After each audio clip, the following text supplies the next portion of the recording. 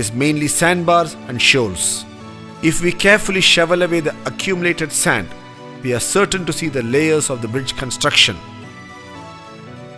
In the bottom layer, the wood used by the Vanara for the foundation would certainly be there.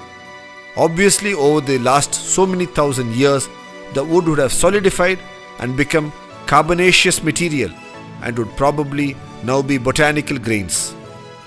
The text then speaks of the Vanara holding ropes on both sides of the bridge being constructed and the wood and the stones being piled between them. The text clearly mentions that the Vanara held ropes for many yojana to build the bridge in proper linear alignment.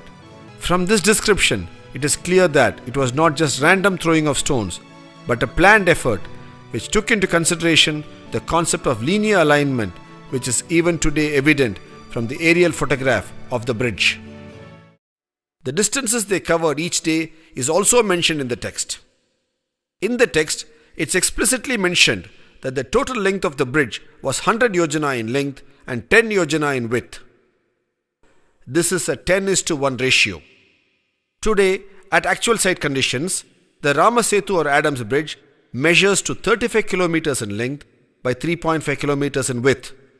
This is also a 10:1 ratio. After the victorious battle with Ravana, while returning with Sita to Ayodhya in the Pushpak Vimana, they fly over this bridge.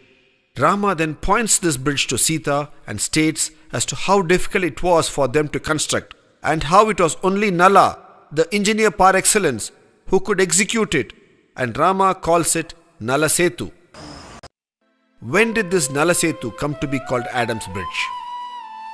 The bridge was originally called Nala Setu, as we have seen. Later the people, out of their admiration and veneration for Rama, started calling it Rama Setu, and later it also got the name Setu Bandha, that which joins two lands. This has been a walking bridge for many millennia. During the course of its early usage, one of the early Islamic religious leaders of Sri Lanka walked over this bridge and reached Lanka to do penance there. Since he was the early Islamic man, he was called Adam by the Sri Lankan Muslims.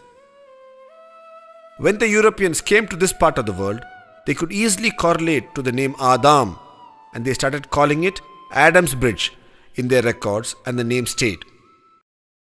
In the last few decades, man-made satellites have been regularly orbiting the Earth and photographing various parts of the Earth. One such area they have photographed is the southern part of India. In this set of photographs, the bridge is also visible. It can be distinctly seen as a shallow underwater causeway connecting the two lands. These photographs do suggestively indicate it to be man-made due to its unique curvature. The opinion of many is that this could be the man-made bridge as detailed in the Ramayana text. Over the last few minutes, we have seen with a certain clarity and a detailed understanding how this bridge is a civil engineering marvel as explained in the text. A man-made accretion over a natural seerage. Today, on an average, this causeway is about 2 meters below water. When this bridge was built, it must have been at least about 1 meter above the then water level. That is, when the bridge was built, the sea must have been 3 meters or 9 feet below the present day sea level. As per the World Oceanography Report, a 9 feet rise in sea levels due to the melting of the polar ice caps and global warming should have occurred over 7,000 years.